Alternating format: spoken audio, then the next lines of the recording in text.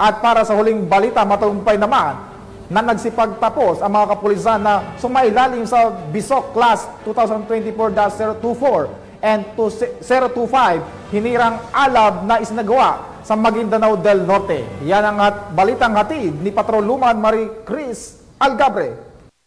Isinagawa ang Basic Internal Security Operation Course ng Class 2024-024 and 25 Hirang Alab Closing Ceremony sa Camp Bigen sa Lipada, Cape Pindaton, Parang Maguindanao del Norte noong ika-8 ng Hulyo taong kasalukuyan.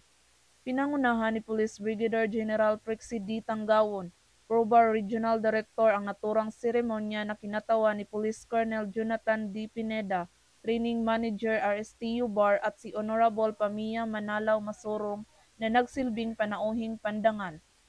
May kabuuang 145 na nagsipagtapos sa Basic Internal Security Operation Course o BISOC na kinatawa ng 24 na kababaihan at 121 na kalalakihan. Binigyang parangal din ang top 1 hanggang top 3 na nakakuha ng matataas na marka sa buong klase at Leadership Award naman sa Class Battalion Commander.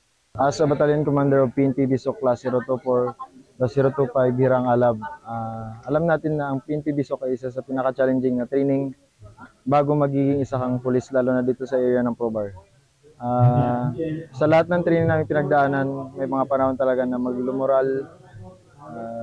Siguro dahil sa unity namin, pagkakaisa, bilang isang class, na-overcome namin ito.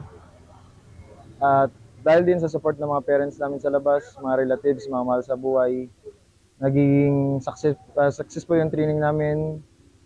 Nandito kami ngayon, nag-aantay ng graduation. At siguro sa prayers, maraming salamat sa lahat.